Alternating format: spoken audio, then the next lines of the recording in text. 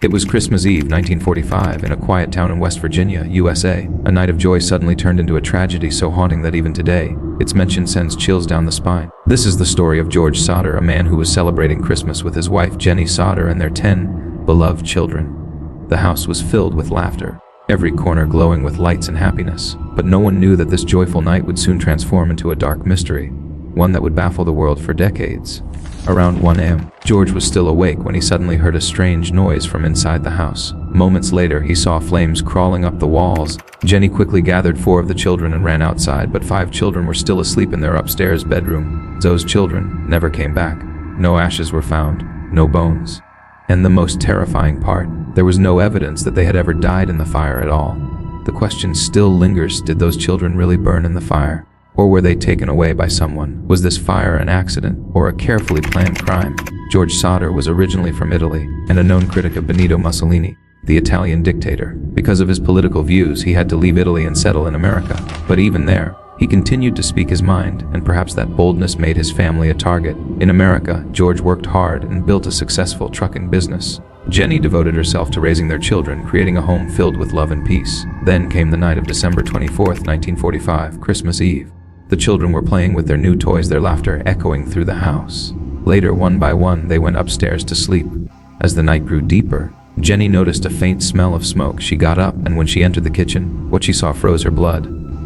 The fire was spreading fast. Jennie screamed for help. George rushed to rescue the children. He managed to get 4 kids out safely, but the other 5 were trapped upstairs. He tried to reach them, but strangely, the ladder that always stood by the wall had disappeared. He then tried to use his trucks to climb up to the window. But shockingly, both trucks refused to start. Neighbors tried calling the fire department, but the phone lines were dead. By the time the firefighters arrived, the entire house had turned to ashes. Investigators concluded that the fire was caused by an electrical short circuit and declared the children dead. But George and Jennie never believed it. Their hearts refused to accept that their children were truly gone. In the hearts of George and Jennie Sodder, only one question echoed again and again. If the children really burned in the fire, then where were their bones? Experts claim that even at temperatures as high as 800 degrees C, human bones do not completely turn to ash. Especially parts rich in calcium, like teeth, almost always survive. But strangely, in the Sodder house ruins, there were no bones, no teeth, not even a single trace of any of the 5 missing children. For George, this was impossible to believe. Investigators reported that the fire hadn't lasted very long, and in such a short duration, it was scientifically impossible for bones to burn into nothingness. That one fact made George doubt the official report entirely. According to the investigation, the fire had started in the kitchen, supposedly caused by an electrical short circuit. But George immediately rejected that claim. He revealed that just a few weeks earlier, the entire house had been rewired, brand new, perfectly safe, and inspected by professionals. So the question arose, if the wiring was safe, then how did the fire start? These questions remain unanswered to this day. Did those 5 children truly perish in the flames? Or did someone, and with cunning precision, make them disappear? This was no longer just a household tragedy.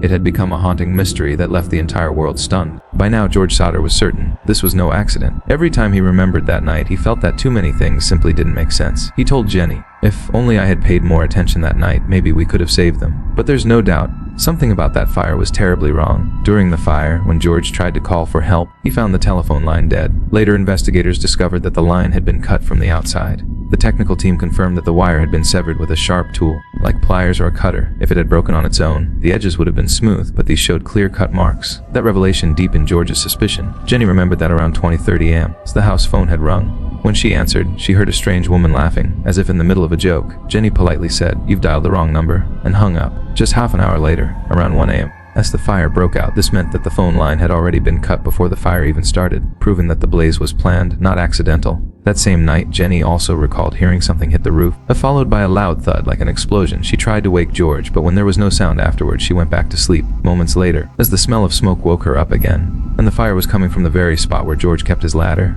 Later, that ladder was found lying far away near the edge of a field, and both of George's trucks, which had been working perfectly the day before, were suddenly completely dead. So many strange coincidences, too many to ignore. George became convinced that his children hadn't died in the fire. They had been kidnapped. But the question was who did it and why. The investigation soon revealed a string of disturbing details. Just weeks before the fire, an insurance salesman had visited the Sodder home. He pressured George to buy insurance, but George refused. In anger, the man warned, "You'll regret this. Your house will go up in flames, and your family will be destroyed." Toe's words would later echo with chilling accuracy. Some people believed it all stemmed from George's political views. He had spoken openly against Mussolini, Italy's dictator. It was rumored that Italian mafia members loyal to Mussolini might have kidnapped his children as revenge. After the fire, several eyewitnesses claimed they had seen children traveling with a strange couple far from town. One woman even swore she had seen those very same children at a roadside motel, accompanied by two unfamiliar adults. But despite these reports, the authorities refused to change their conclusion. Their stance remained firm.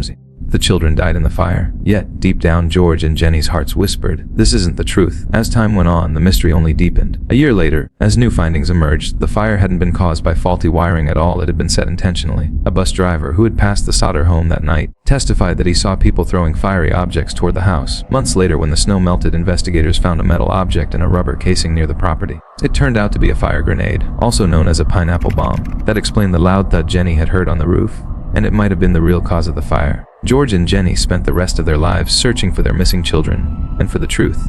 They even erected a massive billboard featuring the photos of their 5 lost children, as offering a $20,000 reward for any information. Then, years later, in 1960, a new clue surfaced. Jennie received as mysterious letters as a photograph of a young man who looked strikingly like her son, Louis Sodder. The back of the photo contained only a few cryptic words: Louis Sodder, I love my brother Frankie, little boys. That letter brought with it both a spark of hope and a wave of confusion. Was it really Louis?